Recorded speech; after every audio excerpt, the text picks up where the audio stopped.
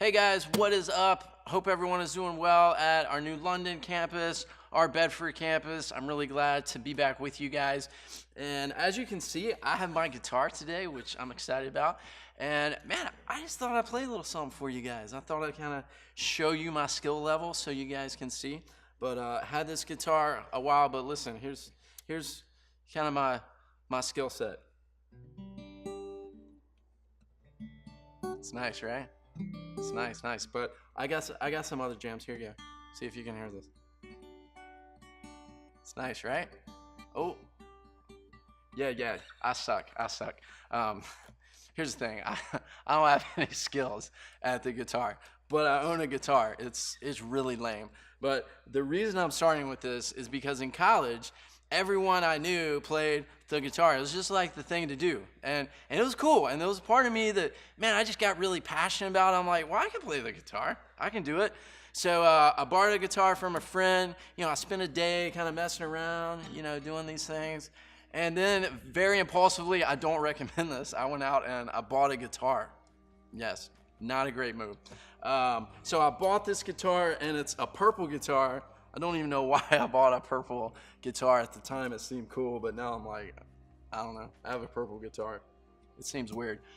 But anyways, here's what I learned. Like, as I started to practice, man, I learned some simple chords, like G and D and C. And my favorite was E minor because it's only two. I only have to hold down these two strings.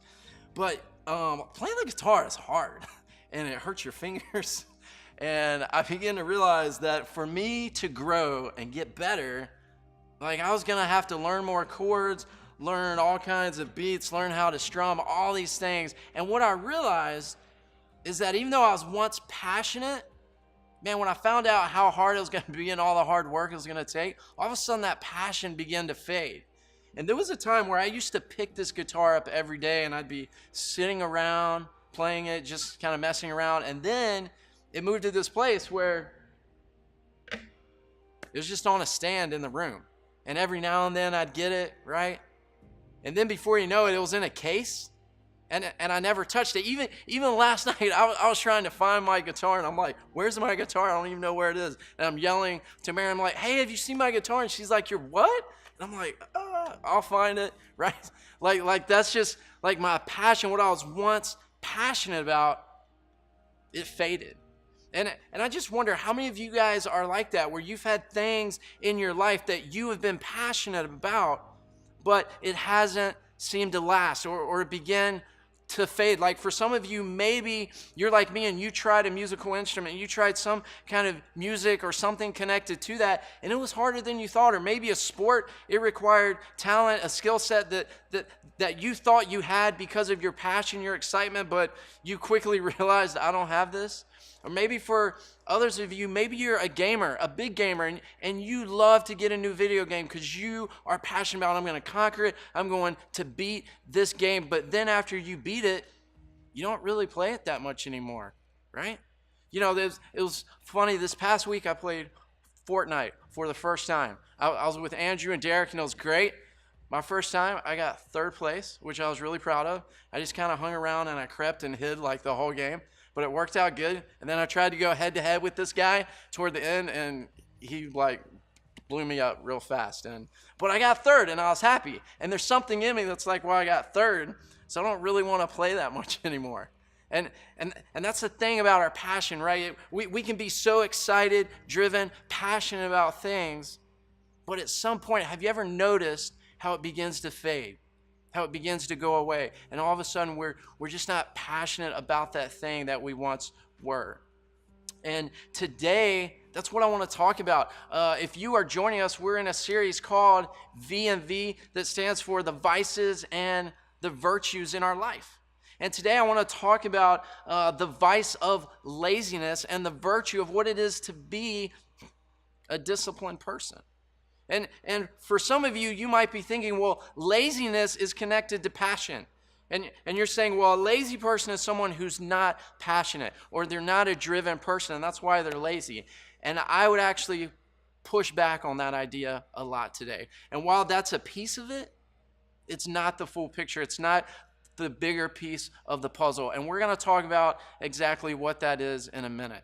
The book of Proverbs actually does a great job at this. It kind of puts arms and legs on this thing. So it gives us a practical way that we can see what laziness looks like, plays out on a daily basis. And if you've never been in Proverbs, it's a book about wisdom. And it's written by King Solomon, the wisest guy on earth. And all four of these things are just practical ways that you can look at and identify, man, am I a lazy person? Are there areas of my life where laziness is playing out? Are you someone who makes excuses? Whether it's time with God or whether it's, your schoolwork. Are you the kind of person who moves around a lot, but you're not getting anywhere? You're not producing or growing. Are you the kind of person who doesn't tend to finish what they start? You don't do that with your commitments, these different things. Or are you someone who's just a coach and you are never a player? You love to tell people what to do and how to solve their problems, but you yourself have never actually gotten up and done that. You see, that's the point. A lazy person, these are patterns of their life. These are places that you can look at and say, okay, man, I have areas of laziness in my life if you see these things playing out. So that's the picture of what laziness is. And so I want you to keep that in your mind. So if we're going to look at how to battle the laziness in our life, I want to do that through 3 areas. I want to look at the cause of laziness, I want to look at the cost of laziness, and I want to look at the cure for laziness. And the first one I want to look at is the cause. And for some of you, you still might be thinking, well, the cause of laziness is just not having passion or having the drive in your life. And like I said, that might be a little bit of it, but there's a bigger thing at work here. And to help illustrate this, I want you to kind of go to this place with me. Think about a snow day. How many times in this past year, when you got hit with an opportunity for a snow day, how many of you guys were like, yes, a snow day, I'm so excited because I get to catch up on all of my schoolwork that I haven't had a chance to do yet. I get to study more for that test. I get to catch up on that homework assignment, right? That's how you guys were thinking. No, that is not how you were thinking, right? You were thinking like how I do. Oh, snow day. Man, I get to veg on Netflix. I get to catch up on the video game. I get to hang out with my friends. You get to do the opposite of what you do in school. And that's the thing I want us to see. The cause of laziness is this thing called comfort. And I want you to write this down, because the cause of laziness is comfort. That's what it is. That's what I want you to understand. That is the thing that drives it. It is the thing behind the thing. In Proverbs 13:4, it says, "A sluggard's appetite is never filled, but the desires of the diligent are fully satisfied." So a lazy person will have intense cravings, but they're never satisfied. They're never satisfied or fulfilled. And so that's why the cause of laziness is the crave for comfort. It is the crave for comfort. It's the idolizing, the worship of doing nothing and wanting to be comfortable. And listen, this is a big deal, guys, because the enemy, he knows that. And what we have to know is that you and I have a purpose. We have a purpose that God has given us while we are here on this earth to fulfill. But the enemy knows that comfortability is the thing that can cause us to miss that. So he wants us to stay in apathy. He wants us to be in this place where we are comfortable. And if you do that, then you are going to miss out on the purpose that God has for you. So know that God has an incredible plan and purpose for you, and the enemy wants you to miss out on that. So I want to ask you guys, what are the areas in your life that you find yourself comfortable with? Is it your time with God? Because you would say, man, well, it's just too early, Or maybe it's evangelism, where you want to share your faith, but you're like, man, it's just more comfortable not to say anything, because what if they don't like what I have to say, or what if it hurts their feelings? What if I, offend them? Or maybe it's being at school. The schoolwork's too hard. Whatever it is, what I want us to see is that the cause for laziness is being comfortable. Is being comfortable. So now that you know the cause, I want to look at the cause, because listen, it goes far beyond just you and me owning that we're lazy. And maybe for some of you, you're like, hey, man, I'll own that. I'm a lazy person. Okay, but you've got to know that, yeah, it's good to own that, but you got to know that there's a cost. You don't just get a free pass by being a lazy person. There is consequences and harm that come into your life from being lazy. In fact, if we go back to Scripture, this is what it says in Proverbs 20, verse 4. It says, the sluggards, the lazy person, do not plow in season. So at harvest time, they look and find nothing. So laziness will cost you progress. That's just the law of the harvest, that there's a time to plow, there's a time to plant. And if you don't do that, then you're not going to reap a harvest. So there's an element to hard work and being responsible and planning ahead and those kinds of things. But it's not just your progress. Okay, this is interesting, because now your laziness is not about you anymore. It actually affects other people. If we go back to Proverbs 10:26, it says, as vinegar to the teeth and smoke to the eyes, so are the sluggards to those who send them. Ever had a spoonful of vinegar? It's nasty. It makes you not want to go back for more. Ever been around a campfire and the smoke, there's like a change in the wind and the smoke comes up and it hits your eyes and it just burns so bad, and you're like, ah. And what do? You shield yourself away from that. And he's making an illustration for how people are going to treat you. Because when you're lazy, man, it'll cost you your trust with people. If you have a reputation, it can cost you that. And what he's saying is that there are going to be people who are going to begin to turn away from you. They're going to shield themselves from you because they don't want to be around a lazy person. So what I want us to see is that there is a cost. There is a cost to being lazy for you and me. In Ephesians 2:10, it says this: we are God's workmanship. We are his masterpiece. So in other words, God is this artist in a sense, where he's created us, man. He's given us the color of our eyes. He knows how many hairs are on our head. He's created our skill set, our talents, all of these things. And what he's saying is that you and I have a purpose. We have a purpose in why we're here. And if we go to Luke 9:23, he says that whoever wants to be my disciple must deny themselves and take up their cross daily and follow me. For whoever wants to save their life must lose it, but whoever loses their life for me will save it. And so here's the ultimate cost. The ultimate cost is a wasted life. The ultimate cost is a wasted life. You're not going to get any better. You're not going to be great at anything, and you won't have anything to show for it other than a wasted life. So now this is where it gets challenging, because some of us are under the illusion that life is supposed to be this easy thing. Like, I can remember when I was young, there was a game called the Game of Life, and it was just a board game, and you got a car, and that's where you started it, and it was just you. But then over time, you got a wife, you got hitched, you got married, you got kids, you got a job, and if you won the game, you got $1 million. $1 million. I mean, it was awesome. And as a kid, you're just kind of under this illusion that that's how life is going to work out. Just like the Game of Life, man, I'm going to get it all. But there's a harsh reality in that if you want the success, man, it requires hard work.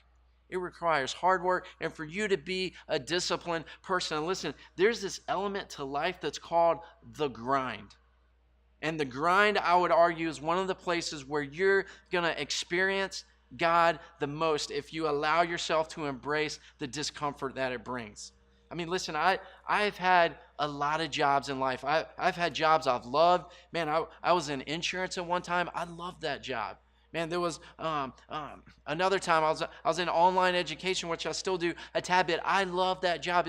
It's been a great job. There was another time I had an eBay company where we sold toys. Fantastic job. I loved it. But if I look at all the jobs I've loved, I've had so many more jobs that I've hated. And it has been a grind. And I've just had to grind it out and embrace the discomfort it brings, from a paper route to digging ditches to building swimming pools, customer service, retail, having people yell at me all the time, paper route, getting up early at 2:30 a.m., 3 a.m., all these things. But I remember there was one job that I hated more than anything. All right. And it was when I was in high school, and I did it for 2 summers. And I worked at this plant, and all I did for 2 summers was they put me in this box. I wasn't even in the plant, which was all air conditioned and nice.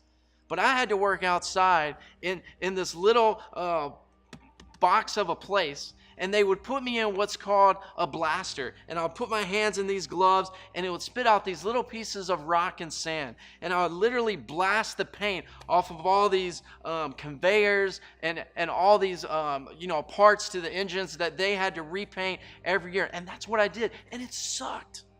Like, it was so hot in there, and I hated it. And listen, as time has gone on, what I've gone back to is the grind, because what the grind has taught me is to embrace the uncomfortable. Because listen, what that job taught me was the value of having a work ethic. It taught me how to be responsible, to get up early. It taught me how to be responsible with my money. It taught me how to interact with people who are a lot older than me. It taught me so many different things that I can just go on and on about. And part of how I make my decisions today is because of what the grind taught me. So what I'm telling you guys is that a lazy person does not embrace the uncomfortable. They don't embrace the grind. And so what I'm challenging you guys to do is to see the cost, but see that as a good thing, because I promise you, the grind will teach you more than you ever thought. But it begins with you saying this piece, which is the cure, which is going to get us into the third point, because how we handle the grind is really the cure for how we avoid the laziness in our life. And what the cure is by really following the example of Jesus. It all comes back to Jesus, because he's the ultimate example for the cure to laziness in our life. And if we look at how he operated, listen, this is Jesus. When he's here on earth, he's about to go forward, give his life, be publicly humiliated and tortured. And he's in this place where he's in the garden, and he's talking to the Father, and he's saying, please, let this cup pass from me. It's going to be hard. I'm about to do the hardest thing I've ever had to do. But what you have to know is that he did that because he loves you. But even more than that, he wanted us to model what he did. And what he said after that is, he said, even though this is going to be the hardest thing I'm going to have to do, it's not my will be done, but your will. And so that is my question to you guys. The cure to laziness is by saying, when you're in the grind and you hate it and it's not fun and you're just like, I hate this season of my life, maybe instead of complaining and trying to be comfortable to get out of it, you begin to be a person who says, God, what is your will in this? What do you want to teach me through the uncomfortability that the grind brings into my life? What is your will in this? And I promise, if we begin to be the kind of people who say those kind of words, and if we begin to go into life that way when it's uncomfortable and when it's hard, God is going to teach us so much about himself and how to be a disciplined person. That's where it comes from. If you want to be a disciplined person, you begin to be someone who asks those kind of questions. And so as we close out and as we begin to wrap up again, I just want to recap. Laziness is the kind of person who makes excuses, right? They don't tend to finish what they start, these kind of patterns in our life. But hopefully now what you see is that there's a cause from laziness, and that cause is this thing called comfortability. So are you willing to take what you find comfortable in your life and to surrender that to God and say, man, help me get rid of these comfortable areas in my life so that I don't miss out on the purpose and the plan that you have for me? Because when we surrender what is comfortable to us, then we avoid the cost. Maybe for some of you that cost has been great, and you've already seen how people have begun to remove themselves from you, to shield themselves from you. So maybe your step is to look at the cure and start embracing the grind in your life, the hardships, moving out of your comfort zone and following the example of Jesus and saying, what do you want to teach me through this? Because I promise, if we do that, if we become those kind of people, not only are we going to gain the discipline that we want to have in our life, but we're going to influence others, and the kingdom of God is going to be a greater place in and through the way he uses us through our actions and our words.